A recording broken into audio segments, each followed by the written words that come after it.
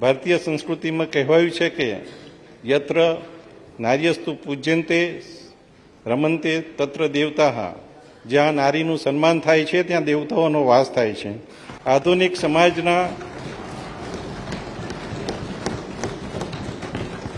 આધુનિક સમાજના વિકાસ માટે મહિલાઓની અગત્યની ભૂમિકા છે, જેથી દરેક ક્ષેત્રમાં તેમની ભાગીદારી સુનિશ્ચિત કરવા સરકારે વિવિધ પગલાં લીધેલ છે. માનનીય વડાપ્રધાન શ્રી નરેન્દ્રભાઈ મોદીના નેતૃત્વ હેઠળની કેન્દ્ર સરકારે નારી શક્તિ વંદન અધિનિયમ લાવી લોકસભા અને વિધાન મંડળોમાં મહિલાઓને 33% પ્રતિનિધિત્વ આપવાનો ઐતિહાસિક નિર્ણય કરેલ છે, જેનાથી મહિલા સશક્તિકરણને વેગ મળશે.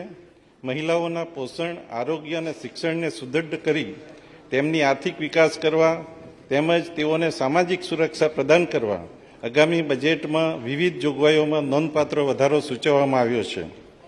માનનીય અધ્યક્ષશ્રી, અમારી સરકારના દરેક આયોજન અને કાર્યક્રમમાં ગરીબ, યુવા, અન્નદાતા અને નારી શક્તિનો વિશેષ પ્રાધાન્ય આપવામાં આવેલ છે.